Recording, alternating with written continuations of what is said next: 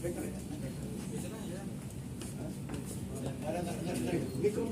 mikrofon ya? Ada mikrofon ya? Mikrofon apa nih Pak? Buat bukarin. Oh, Kecil. dewasa. Maaf. Rasanya itu. Ini udah berumur ini. Hadapin ke sana, hadapin.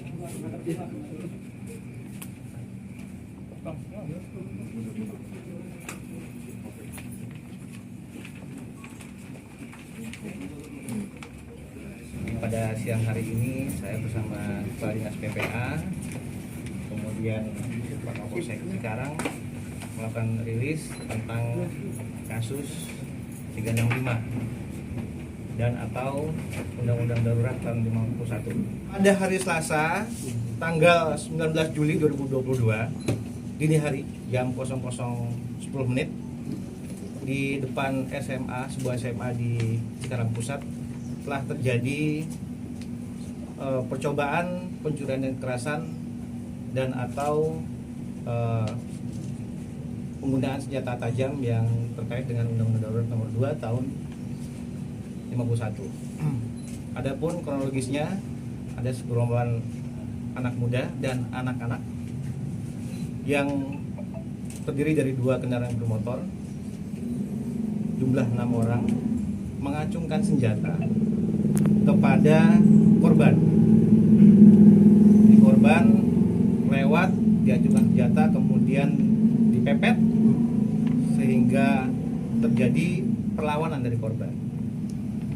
Pada saat itu pelaku sudah mengacungkan senjata. Ada 2 orang yang membawa senjata tajam mengacungkan senjata. Kemudian alhamdulillah untuk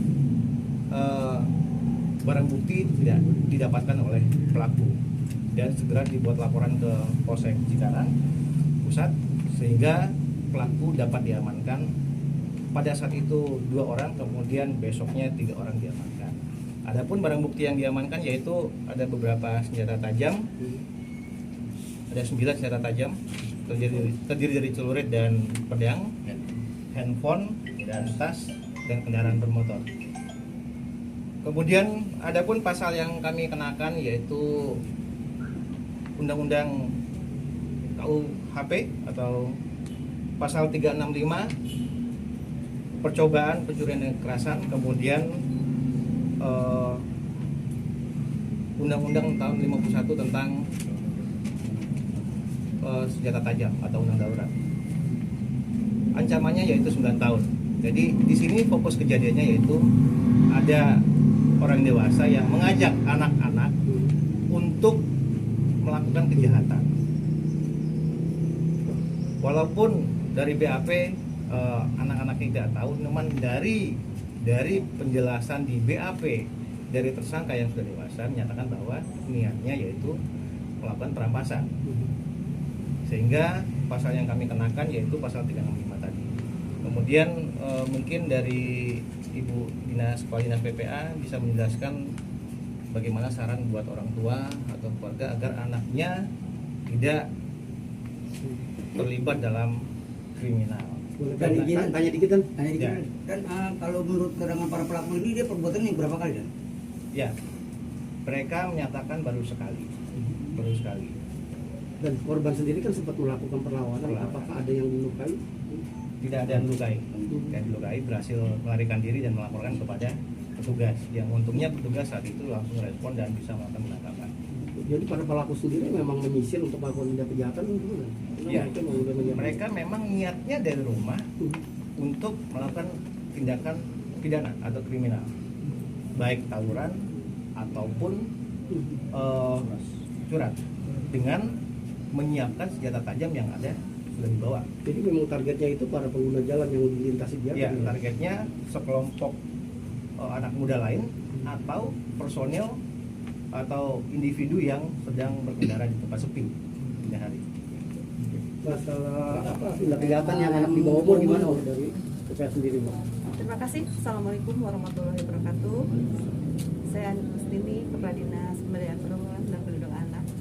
Tentang salah kasus tentang pembegalan ini, saya dari DP3A selalu mensosialisasikan kepada sekolah-sekolah, terutama terhadap anak SMP, SMA, Melalui kegiatan-kegiatan kita langsung ke sekolah-sekolah. Kita juga di lapangan dibantu oleh Bimas Pon dan Babinsa untuk mensosialisasikan masalah ini. Dan berikutnya juga kita mensosialisasikan terhadap ibu-ibu orang tua lewat majelis taklim. Jangan sampai anaknya keluar di malam hari karena akan menimbulkan kurang baik. Mungkin seperti tadi yang disampaikan oleh Pak Kapolres bahwa ketika anak itu keluar mungkin diajak oleh temannya, akhirnya terjadi sesuatu yang tidak diharapkan orang tua. Kami mengimbau kepada orang tua, mungkin khususnya di Kabupaten Bekasi, untuk selalu menjaga anak saat ini yang mungkin lagi sama pandemi, mungkin mereka jarang keluar. Ketika saat mereka keluar, mereka melakukan hal-hal yang tidak diharapkan. Salah satu adalah pepegalan, curamor dan sebagainya. Saya mengharapkan sekali lagi, mungkin juga ini teman-teman wartawan, untuk selalu mensosialisasikan tentang pencegahan